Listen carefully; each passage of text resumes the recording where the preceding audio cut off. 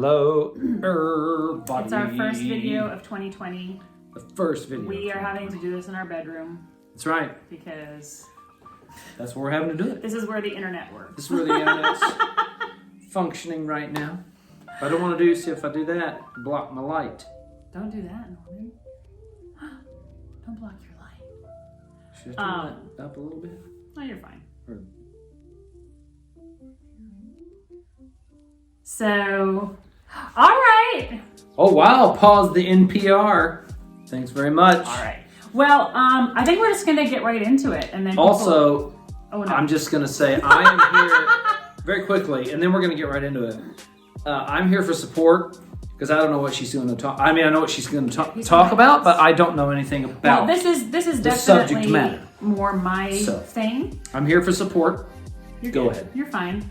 So, I asked you guys, what are your questions about Instagram, Facebook, YouTube, but we decided just to talk about Instagram today. Exactly. And I think this is going to be like a two-part situation because, of course, I can tell you about like filters and likes and like all little hacks and stuff for Instagram, which are all important. But I wanted to make sure that we know the context in which we are currently living as artists in terms of the social media phenomenon and this platform. So I have my computer today because I've made quite a bit of notes. They're really good notes. See, this is going to be my job. My job within this talk. That's my responsibility. So, what, Norman? Do that. I'm going to get the thing that I always have. Oh, you go ahead. All right. I'll be right back. I don't know what's happening. I really don't know what's happening. Okay. So, right. We are... Are you going? Okay. So anyway, I guess we'll just start. Because, yeah.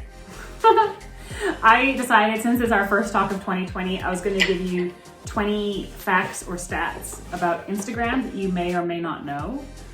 Because again, I think this is really important for context, so we understand what Instagram is in 2020 versus when it started 10 years ago. Thank you, sweetie.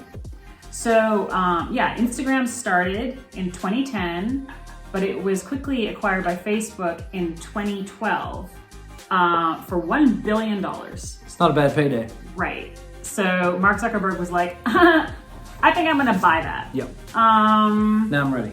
Do that. All right, you got your water? Mm-hmm. Good.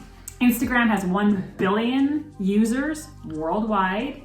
And 500 million of those users are using stories every day.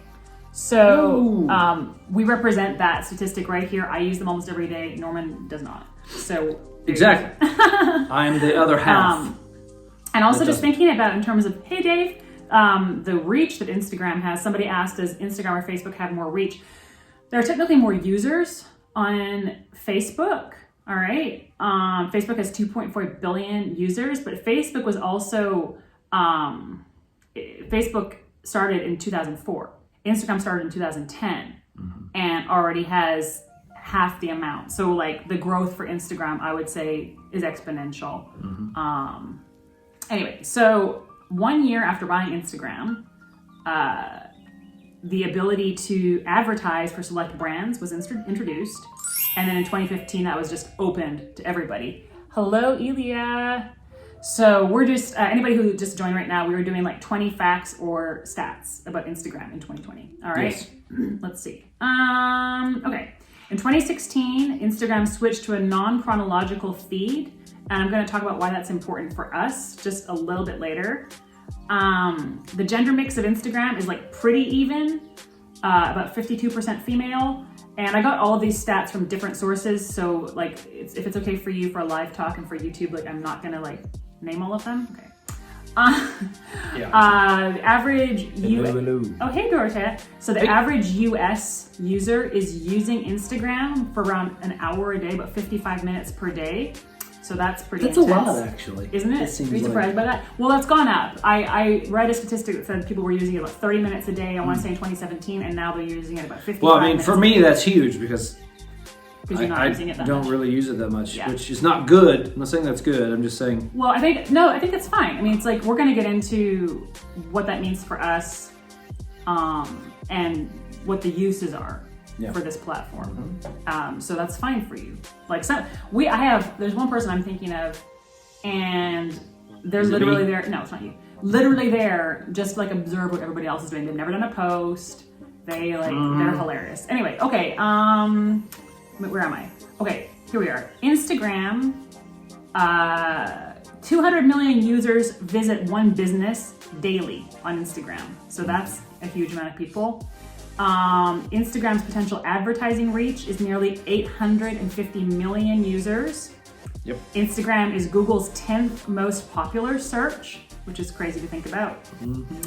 89% of users are actually outside of the United States and Europe, with Brazil, India, Indonesia, and Russia topping the lists. But there are 110 million users in the States. So that is absolutely massive. Big. Yeah, and I'm mentioning all these things for a reason, not just like random stuff. Yeah. No, it's the first part. It's the 2020. Yeah, 2020. 2020 facts. Okay, 37% of American adults are using the platform, and the most common demographic is between ages 18 to 49. That's me.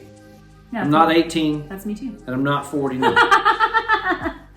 Okay, 14% of adults in the United States are getting their news on Instagram. How do you get news on Instagram?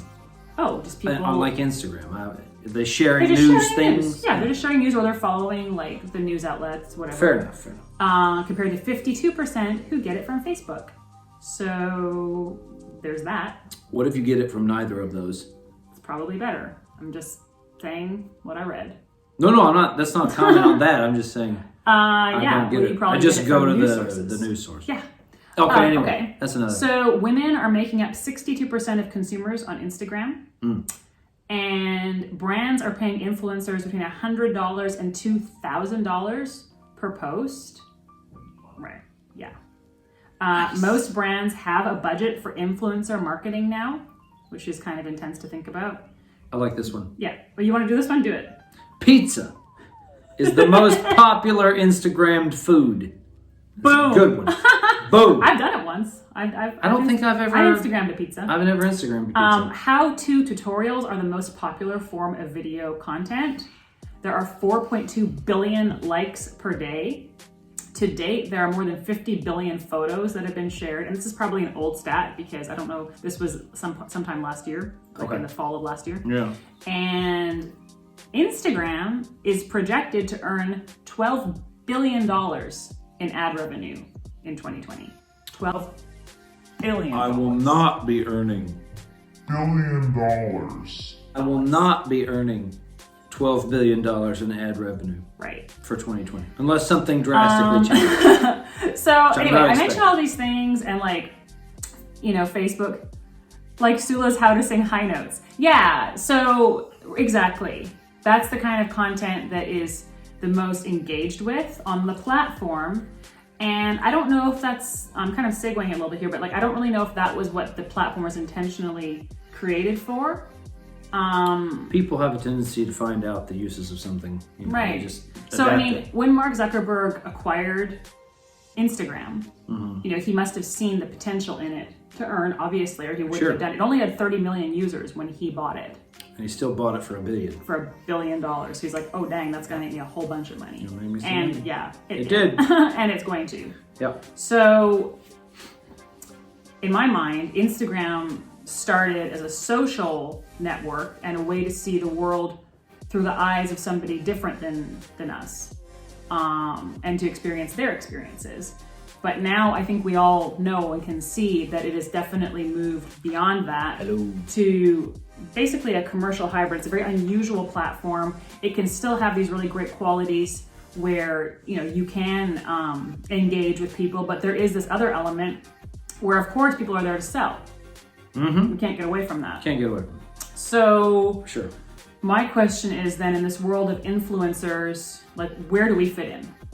How does this work as opera singers? Singers can definitely capitalize on this. Yeah, I'm going to talk about that. Exactly. I was sort of researching also, like, who is an influencer? What does that mean? What kind of numbers do you have to be considered what kind of an influencer?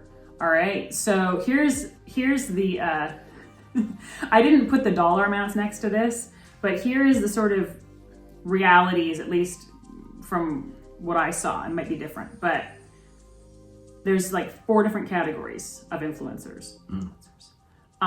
There's so-called nano influencer, which is what most of us are falling into. I'm not sure I'm a nano influencer. Do you have 500 followers? Do you know how many followers you have? Babe, that's bad. Okay. No, I have over 500. Yeah. So, 500 to 5,000. That's the crazy thing. 500 to 5,000 followers, you're considered a nano influencer. But you can still make money with that amount of followers, which is interesting. A brand just has to be like, oh, that person has a dedicated following. Gosh, it's such a big topic because then we have to get into like how they measure that and everything. And I think most people just wanted to know like, how do I use filters and stuff? But I think some of people who follow Living Opera are interested in this kind of in-depth look at these things because look, this is what's happening. Yeah. This is the deal. It is right? what's happening. Okay. Nano influencer, a micro influencer has between 5,000 and 30,000 followers. A power, so to speak, sozusagen, influencer is 30,000 to 500,000. And then anything over 500,000 is considered a celebrity influencer, okay? So this affects basically how much a brand will pay you for a post. And again, I don't know if this is what people intentionally started Instagram for, but this is what it is now, right? And it's definitely how people are earning income. It's definitely changing the face of marketing. And with these numbers, in terms of the nano to micro power celebrity influencers, we can see, going on our colleagues' Instagram accounts, that nobody is really breaking into the second 2 tiers very consistently. I can only think of like 1 or 2 accounts that are really over tens of thousands of followers. Like, I know they exist, but it's not that many. It's not that many. So, and I was wondering, is that because it's too niche? Is that because we don't know how to use the platform? Is that because, I don't know. Or I also wondered if there is resistance from our industry to maybe break into this kind of marketing. I don't know. I think any industry they may not have quite fully realized its capacity yet. But I don't know. I don't know. Well, I just want, for anybody who does feel like, oh, maybe that we shouldn't do this as singers, it's not, brand deals have always existed.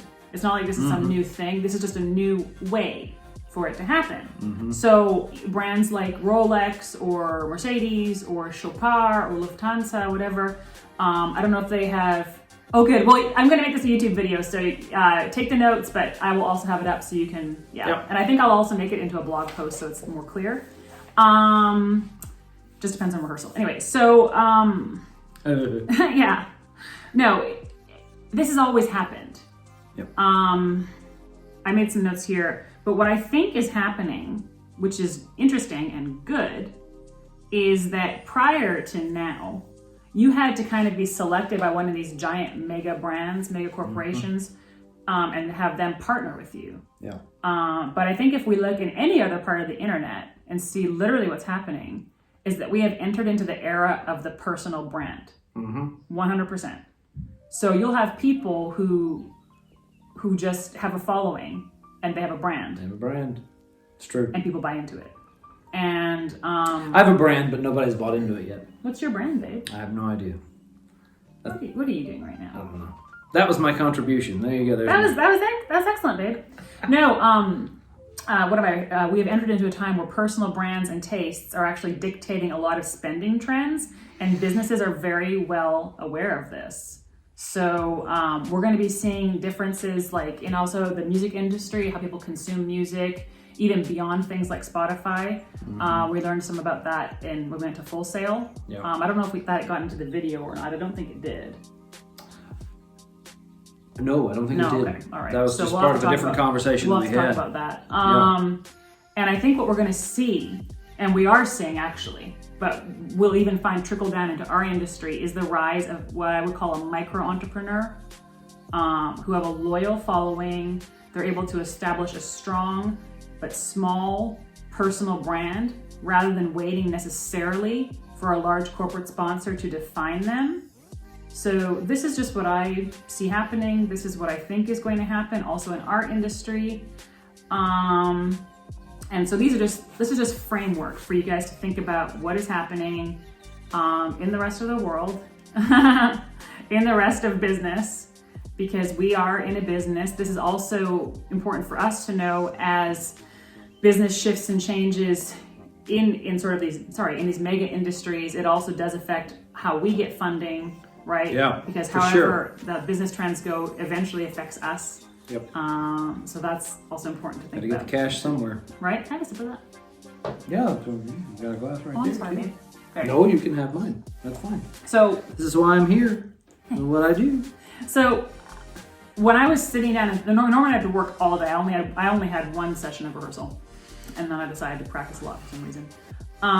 So I just spent most of the morning doing this and thinking about this.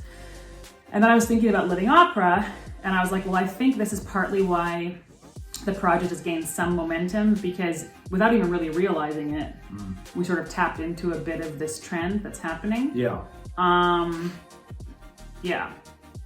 And I think that we're all understanding, though, that, just being a great singer is not necessarily enough to sort of harness the public. They actually want to be part of the narrative of our career that we create. You really have to reach out now in a different way, I think. Right? Yeah. Yeah. Yeah. So this comes to my main point that I think at its best, Instagram is a storytelling platform. So I think our job as artists is to use this platform to tell real stories that harness the desire for people to engage with something real, right? We're seeing a lot of backlash against prepackaged, fake, phony, mass-produced It really is. junk. Authenticity is huge. I think Yeah. it's like the word right now. It is. It's authentic. They want things that are. But people are like trying to do It's crazy. fake authenticity. I don't know. It's incredible. It's weird. Yeah. So my point with all of this is to say that I think that there is a new audience out there for us to capture. So we need to learn how to inspire them and engage them to the point that they are compelled to know more about opera. And I think we can use social media to do that. So that was just sort of my preamble, a long preamble about Instagram, sort of the trends that I see happening. And sorry, I don't normally read from notes, so it's just weird for me. But all right. Then I had I had so many questions, but I think I selected 5, 4, and then 2 thoughts. Okay, 4 and then 2 thoughts. Their final thoughts. They're final Final thoughts. thoughts. And then we can do questions if there's anybody. Yeah. So practical stuff about Instagram, answering your questions. Okay, so this is the practical stuff. So the first question that I thought would really help people is, how important is social media for your career? So Important. well, How's that? I would just like to point out that my current manager and I found each other on Instagram. Yep. So, I guess it was kind of important for me. Yeah. But another thing I thought about in answering that question is that while opera hasn't really reached this level, TV, film, and Broadway, people are literally being cast partly based on their social media following. That is a real thing that's happening. Yeah. So we need to be aware of that. That's true. It's crazy. I don't know if it'll Incredible. reach our industry that way just because of the parts. The nature of it may be different. I don't know. I can't really speak to that. I hope not. I kind of hope not. I I'm hope really that's sorry not that the way that's happening, but I Yeah. know for a fact it's happening in other industries. So Yeah. that is something just It's to really incredible. think about. Yeah. So I think anything is possible, I suppose. I wrote that. But the thing that I think is good about social media is that it is your chance to define yourself to the industry and to the public. Yeah. Before, what did you have? Like your website maybe, or you had like a bio and you had to write it in the third person? Oh yeah. It's always strange. I'm you know. terrible at writing bios. So I can't even remember, were we allowed to refer to ourselves like our first name, which would have to be like Mr. Reinhardt, Miss Parasitis? I don't know. Oh no, Norman Reinhardt is Full name. blah blah blah blah blah blah blah. Right. And every single person blah, blah, blah, blah, blah. is quickly becoming the exciting emerging voice of their generation. He's one of the... It's amazing that we're all doing that. Okay, sorry. Okay, sorry. Okay. But anyway, so that's why I think it's important, because then you get to define who you are in your own terms, in your own words. Mm-hmm. And I think this is going to be increasingly important because more and more people working in the industry are using social media. They're younger. We see trends between, the ages of, I would say, 35 and 45, people getting into positions of top tier leadership. So it's just worth thinking about what you're putting out there. Yeah. Okay. Somebody asked, what is post worthy versus story worthy? And this goes back to my theory about storytelling. I think this is a storytelling platform, okay? Not fake stuff. but so it's like, okay, if you're just going to rehearsal, if you just had if you had a pizza, I don't know. I just wrote here, if you just had lunch, if you think something is funny, I think stories are better. They're like a little snapshot, right? I think posts are really better for when you want to engage with your community, or when you have something important to say or you want to share. But the truth is you can use your feed however you want. Like you just do whatever you want, right? It just depends on how you want to engage with this platform, right? If you're talking about this person is also asking in terms of growth. So I was like, well, in terms of growth, right? I'll get into that here. Sorry. Why did I write that there? Oh yeah, I was like, if you're talking about growth, then thought it looked cute, might delete it later posts are probably not the most effective way to instill growth in your community. Not necessarily, but you know what I mean? Every age range, every demographic is different, but this is just my personal opinion. I don't think this is the best way to do posts. I think posts are much more a time to invite people into your personal world, and the things you truly believe in. And then of course we're singers, right? So, posting about a debut or whatever, that's obviously do it. Great. Mm-hmm. But I think if you want to take that a step further, it's I get it, you're doing a debut and that's cool, but why? People really, really, really want to know the why. And that's what's going to build you a lasting community and a lasting audience, because they're getting invited into when I did Valkyrie last year, why was that important? It was a culmination of all these experiences, of being sick, of overcoming that, of discovering my true voice again. It really meant something to me. And I just wanted to let people know why that was so important to me. And not everybody is as open. I know for you that's more difficult. Yes. Good babe. But yes, it is. It actually it's much more difficult. Yeah. But if you are a more open person, people are they're just waiting to know the why. And so I think that that's a really great way for you to build community around you. Mm-hmm. And that community will, even if it just turns into 5 new audience members, if each one of us cultivates that's awesome, right? Yep. So that's cool. Great. Okay, somebody asked, how can you increase your followers without a robot or spending all your time on Instagram? So I get that. Me too. Okay. Well, first of all, you'll probably be pleased to know that they actually cracked down on people using robots. So the Instagram algorithm is crazy. But basically, if you use a robot, they are going to know. Yeah. Their algorithm is able to check that. And your engagement rate will go down to 0.5 to 1%. Okay? And what that means is that your content is not going to get found. Instagram tends to favor posts that have at least 6% engagement. And I think when I do more of a stats and informational thing about Instagram, I'll explain more about how to calculate that and everything. Yeah. Okay. And this is what I wrote here. The way to increase your followers is literally to create useful, real, exciting, and authentic content. Be yourself. That's it. Yeah. I only post really a couple times a week, max. And only when I've got something that I think is kind of useful to say. And I'll even sometimes start a post and be like, why am I doing that? What's the point of that? Am I just trying to get attention? Like, that's stupid. So I'll just like erase it and be like, okay, bye. But this is, I was thinking about different ways people want to engage. Your friends, followers, and potential friends and followers are looking for value. That's what this platform is at this point, I believe. Yes. It's about value.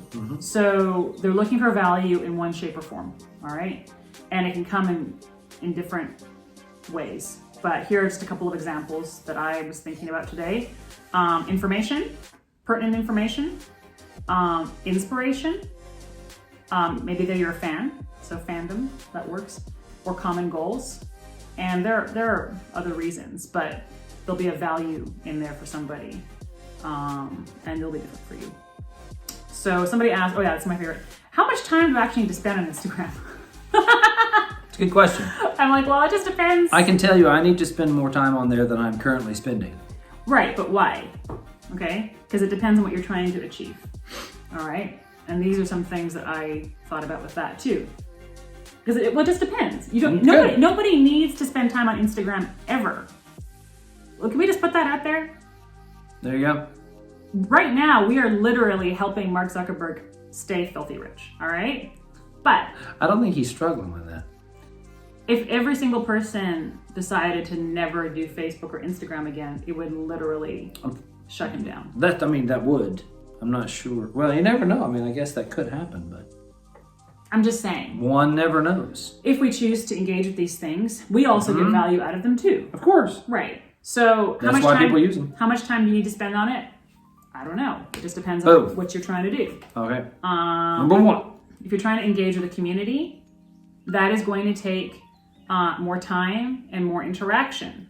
Yep. You know, you guys know very well, because I hear from so many of you every day, that I do my best to respond to the DMs, you know, to the comments, all that kind of thing. Why? Because I'm trying to engage and build a community, right? Yep. Living opera. Are you there just to self-promote? You can do that. If you're just trying to self-promote, it's just like, guess what, I'm awesome. And then drop the mic and go do your day. There you go. I'm gonna start doing that. That's gonna be my post. I'm gonna be like, hey guys, I'm awesome today. Bam. Yeah. But you know what I mean? It's your thing. You can do whatever you want. If you're building a business, then you're gonna need to spend more time on your brand, as well as like scouting out potential partners, maybe influencers you want to work with. You're gonna need to know who's going to bring value to your brand, because they got like the same aesthetic, the same values, stuff like that. So it's going to take a lot more research time, a lot more, you know, of this, because you're trying to find that person, right? You need the information. It's going to convert into sales. Like, that's just the bottom line, right? That's what this literally is now. Yep. Okay. And if you're just there for fun, then you're there for fun. You're like, I don't care this didn't get any likes. Hey. Right? Well, there's Sandy. There's Sandy. Okay. So I have two final thoughts here, and then if there are any questions, whatever, then we're going to wrap it up. I feel like I've been talking straight for like half an hour. But anyway, I've said a few words. You're good. Okay, so I mentioned the non-chronological feed that started in 2016 was important. The reason that is important is because of the Instagram algorithm. And Instagram algorithm favors content that they see a community is sort of rallying around. So you'll see, like, maybe you have an account with 10,000 followers and their posts are only getting 100 likes. That's not a good conversion rate, because maybe that user doesn't know about how to work with the algorithm. And we can talk more about that another time, probably. That'd be a good one to talk about, probably. Yeah, but the non-chronological feed made a lot of people upset, because Instagram started deciding like whose content was more important, and they're boosting that to the top. So this is something for you to be aware of. If you have a business profile, you're going to need to start looking at your analytics, because it'll tell you when to post to get the most engagement. And I even like toyed with the algorithm. I was like, you're not real. So I tried to post like outside of when it told me to post. It did not go well. Just gonna let you know that. Okay. There you go. Man, we haven't even talked about hashtags. Oh, there's something. One final thought. But yeah, you've only got one thought left. You said two final thoughts. I know. You've done one. This is the other one. Okay. You've done two. Guys, I feel like we barely scratched the surface on this, and I have so much. We can do more. This is a part one of like 30 if you want. Exhausted. Part one of 30. Okay. But here's what I think, what it means, like what does this mean for us as opera singers, okay? That's what I want to circle back to. What I really think we have the opportunity to do here is literally be whatever level of following you have, you know? I'm firmly in the nano over here, so I'm not upset about it. Whatever. We have the opportunity to be a literal ambassador for the art form every day on our social media feed. And I think that's super cool. Yep. And if we think about the fact there are 1 billion people using Instagram every day, we have the opportunity to make them excited about opera through our posts. And like I said, even if it's just a couple people, that's still a couple extra people who are maybe now favorably disposed to the thought of going to see an opera, and that's what we want. We need that. Right. So we need people favorably that's disposed. That's the deal, dudes. That's right. That's my number 2 final thought. That's it. That's what I have for today.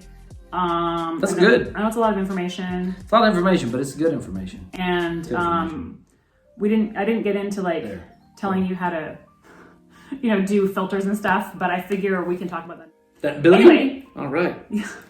All right. Anyway, guys, so this is our first video of 2020. We hope it was helpful. We hope that you learned something. Yes. And we're going to be talking about YouTube and just kind of the quirks of that weird platform also.